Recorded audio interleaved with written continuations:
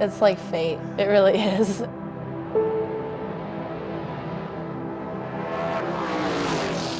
I can't imagine what else, like in this chunk of time that we've been drag racing, what else would have filled that time if we didn't have that.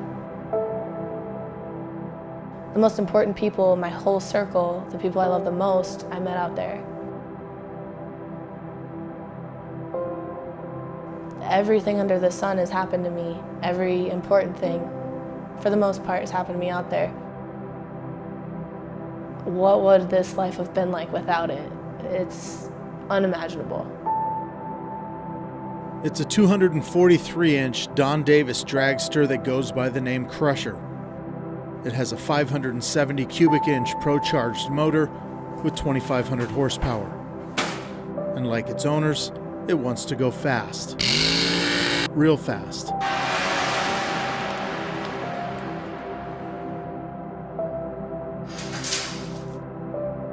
The home track is here, Acton, Montana, a quarter-mile drag strip located just outside of Billings. Owner Robert Thiele has been racing out here since the track opened in 2003. His daughter Casey since 2005. Both had goals coming into the 2018 racing season. For 23-year-old Casey, it was about two things: being the #1 qualifier in the Quick 8 class as the fastest car every single weekend, and to win the overall Quick 8 points championship, a feat no other Montana woman has accomplished. For Dad Robert, setting the track record at the 8th mile Highline drag strip in Malta with a time of under 4 seconds was pretty high priority. But even bigger than that was making sure the car that his daughter got in and out of every weekend was in tip-top shape. I go over that car with a fine-tooth comb after every race to verify and see that everything mechanically is there. Good dialing. Yeah.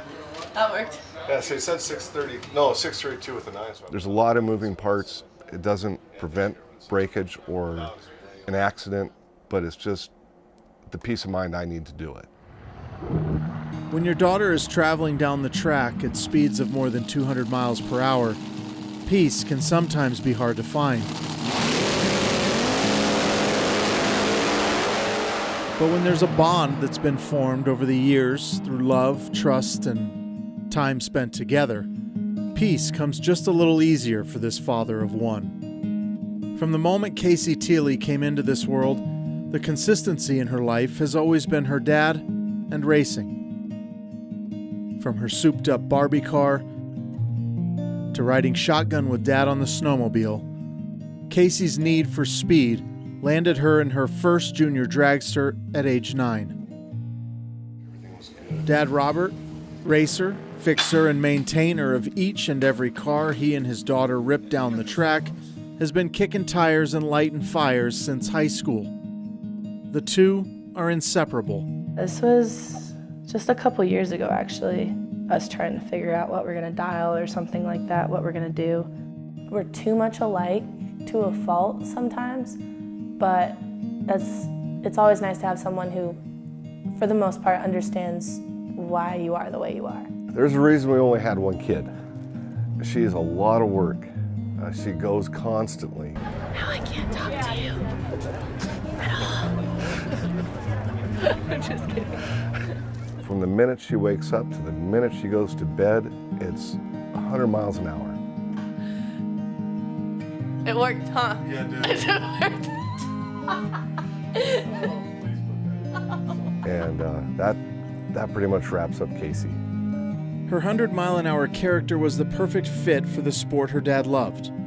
Or at least that's what he thought, when he first tried to get her into what they called the little fancy lawnmower that also had a sticky clutch. Casey didn't want any part of it. I started crying and I was like, you gotta tell Dad to take it back. I really appreciate it, but you gotta tell him to take it back. I'm too scared. As a dad doing this, I wanted my kid in that car. I wanted her to do this and enjoy it, and my heart's just being broken that she doesn't want to be in it. It was my fault because the car wasn't right. And so we got that taken care of. She had her first race. I believe she won her second or third race out, and after that, she was hooked. Within months of first getting in the car, this fiery little redheaded 9-year-old had won her first national race, and with it, her first Wally. the National Hot Rod Association's most coveted trophy, named after founder Wally Parks. She now has 4. Dad is still looking for his first. The two spend countless hours together. Many of those hours are spent in the RV, traveling to tracks around the country. During the racing season, this is home, and they love every minute of it.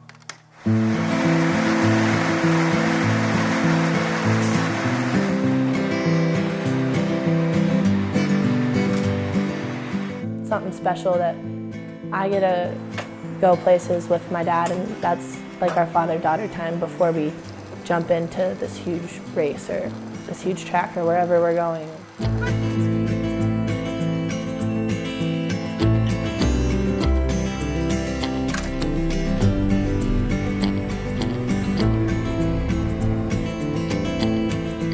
We're trapped in here.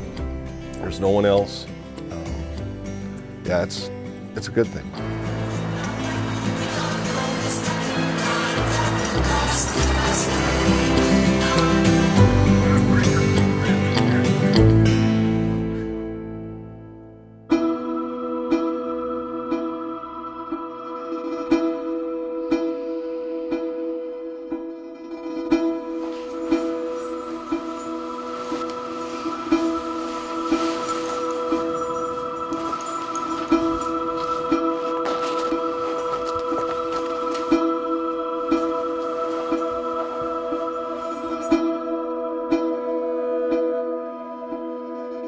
I mean, I was the only girl hanging out in the group of guys when I was in juniors.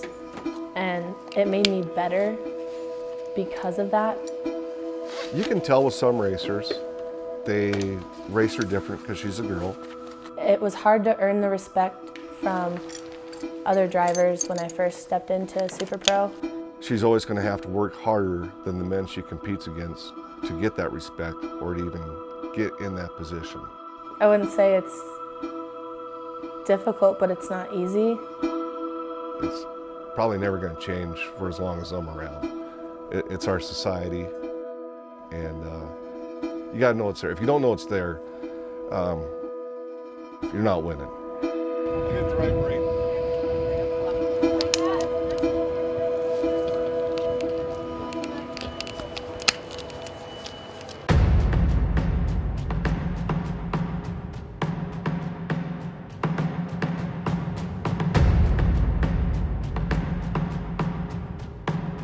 When I'm out there, my mind goes blank. Then I just get in this mode where it's like another gear for me. Casey gets in that car, she just wants to rip their throat out. She just wants to kill them. She's got an instinct I don't have there. She is way more into it than I am.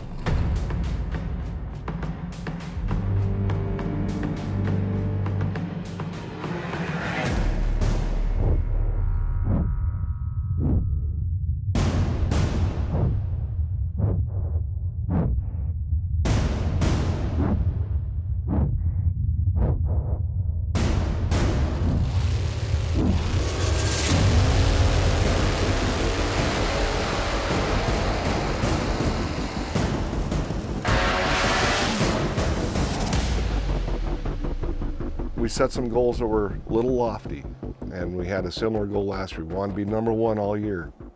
We missed one race last year. This year we got it by 7/1000ths of a second.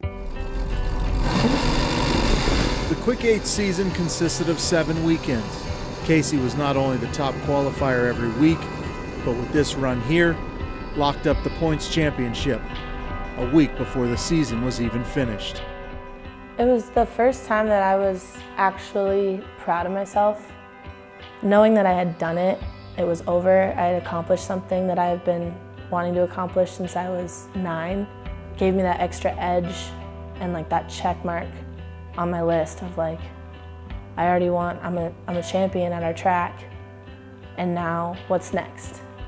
It's hard work to get it. It wasn't as clean as we'd like it, but we got it. And we're gonna own it. With Casey now a Super Pro champion, there was just one last bit of business for Robert to take care of. That business was here, His sights were set on breaking the track record with a run of under 4 seconds, something no driver had ever done at the Highline drag strip. Watching him race is so much fun for me. And I want to watch him win and break records in that car. And I get to take care of him when he's in the car versus him taking care of me when I'm in the car. I try to do more to help him because he's given me this dragster and chosen not to race and let me do the racing. The 8th mile track in Malta is a different beast from the quarter-mile tracks Casey and Robert are accustomed to. What it lacks in distance, it more than makes up for in character. It has a certain rhythm, not as smooth, and with a bit more bounce. Use a tractor tire and drag a tractor tire down the track to put rubber on it to prep it.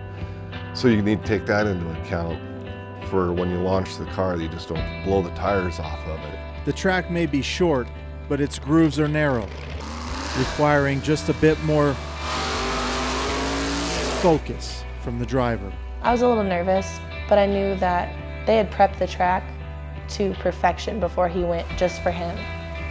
Weather conditions were getting worse by the hour, and it became apparent Robert was only going to get one shot at the record.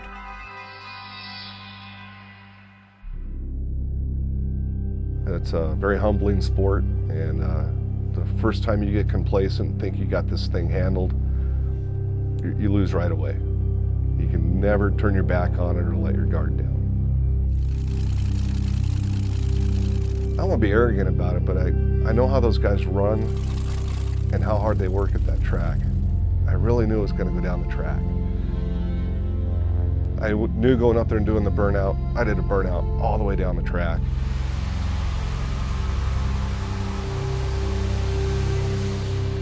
Backed all the way up. And by then, nothing's in your brain. You're just gonna let go of the button, hold it to the floor, and hope it goes.